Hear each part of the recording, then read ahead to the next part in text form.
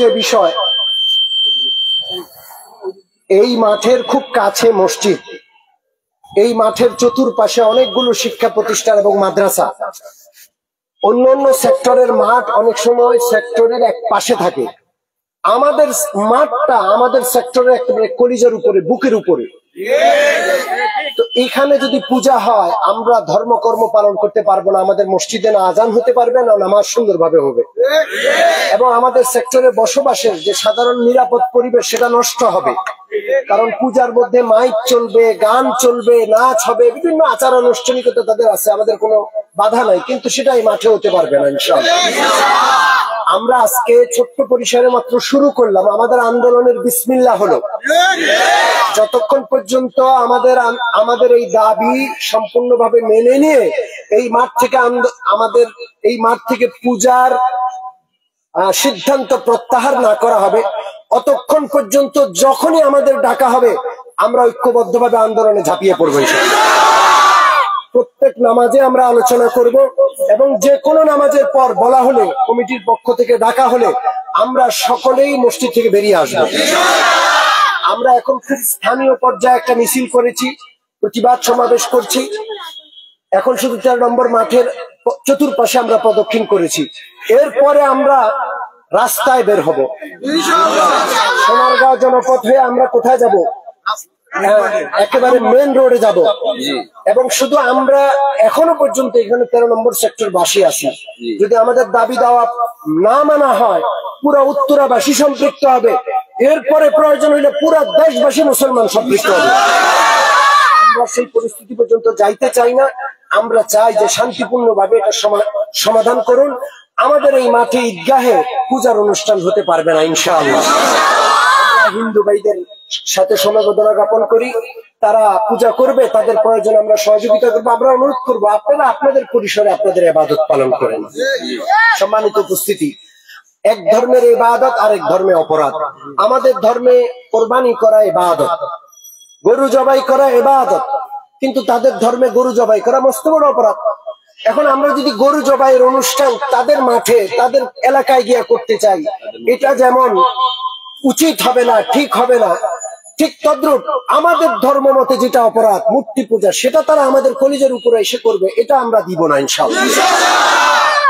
আমরা সকলে ইনশাআল্লাহ ঈমান রক্ষার এই আন্দোলনে, মূর্তি পূজার বিপক্ষের এই আন্দোলনে ঝাঁপিয়ে পড়লাম ইনশাআল্লাহ। যতক্ষণ পর্যন্ত এই সিদ্ধান্ত প্রত্যাহার না হবে ততক্ষণ পর্যন্ত আমরা মাঠ ছাড়বো না। আল্লাহ আমাদের সহায় হন, আল্লাহ আমাদের সকলের উপস্থিতিকে কবুল করুন।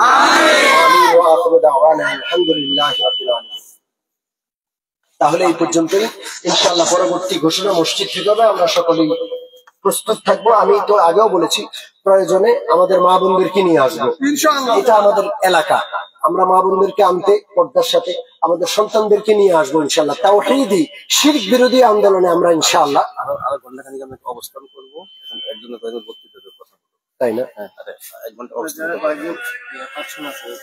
আচ্ছা, আমাদের দায়িত্বশীলরা বলছেন যে এই পরিবেশটা বা এই আন্দোলনটা আরেকটু সময় নিলে ভালো হয়, হয়তো বা ওই সময়ের মধ্যে কেউ আসবে বা দেখবে, বুঝবে। তো এই জন্য আমরা একটু সময় নিচ্ছি। এখন কথা বলবেন কি? আমাদের সহকারী ইমাম সাহেব আছেন, মুফতি আব্দুল শুকুর সাহেব, তিনি আলোচনা করেন। এরপর আরো অনেকে আলোচনা করার আছেন, আমরা সুযোগ দিব ইনশাআল্লাহ। السلام عليكم ورحمة الله وبركاته.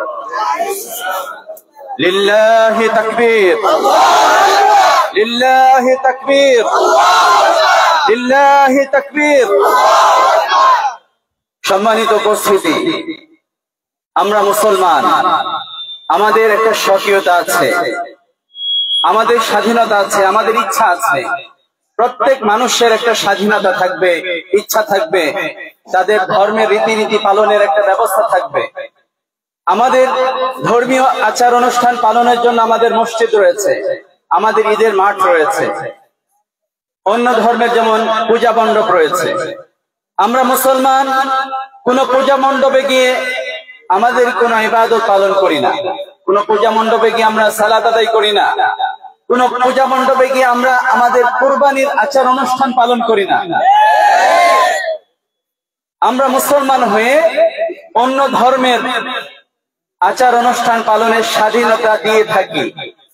ইতিপূর্বেও এটা আমরা দিয়েছি। কিছুদিন আগেও আপনারা লক্ষ্য করবেন যে মুসলমানরা আমাদের দেশের সংখ্যালঘু হওয়ার পরেও আমাদের এই হিন্দু ভাইদেরকে তাদের পূজা মণ্ডপের সিকিউরিটি গার্ডের দায়িত্ব পালন করেছে। আমরা সম্প্রীতি বজায় রাখার চেষ্টা করি। আমরা কখনো মুসলমানরা বিশৃঙ্খলা তৈরি করে না।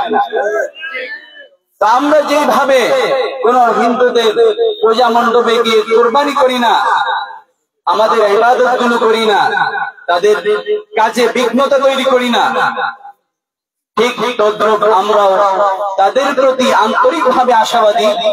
তারাও আমাদের ঈদের মাঠে, আমাদের মসজিদে, আমাদের কোন ধর্মীয় অনুষ্ঠান পালনের জায়গায় আমাদের কলিজায় আঘাত করে তারা কোন ধর্মীয় আচার অনুষ্ঠান পালন করবে না। এটা আমাদের খুবই বিনয়ের সাথে, ভদ্রতার সাথে তাদের প্রতি আমাদের আবেদন। কিন্তু যদি তারা আমাদের আবেদন সুন্দরভাবে, ভদ্রভাবে পালন না করে, মেনে না নেয়, তাহলে এই জন্য আমাদের পরবর্তী পদক্ষেপ হয়তোবা অন্যরকম হতেও পারে। কারণ আমাদের জন্য সবচেয়ে বড় অপরাধ হলো শিরক। পূজার মাধ্যমে যেটা করা হয়ে থাকে, যদিও এটা তাদের কাছে সবচেয়ে বড় ইবাদত, তাদের ইবাদত তারা পালন করুক, আমরা কোনো বাধা দিচ্ছি না। কিন্তু যেটা আমাদের কাছে সবচেয়ে বড় শিরক, সবচেয়ে বড় অপরাধ, যেই অপরাধ পৃথিবী থেকে বিদায়ের জন্য, বিতাড়িত করার জন্য রাসূলুল্লাহ সাল্লাল্লাহু আলাইহি ওয়াসাল্লাম অনেক নির্যাতন ভোগ করেছেন। সাহাবায়ে কেরাম রিদওয়ানুল্লাহি আলাইহিম আজমাইন এই শিরক থেকে পৃথিবীকে পবিত্র করার জন্য নিজেদের জীবনকে উৎসর্গিত করেছেন। সেই শহীদ ইতিহাস আমাদের সামনে রয়েছে। শিরককে কোনোভাবে আমরা মানতে পারি না। এরপরেও যদি কেউ শিরকি কাজ করে, তাদের অবস্থানে, তাদের জায়গাতে করবে।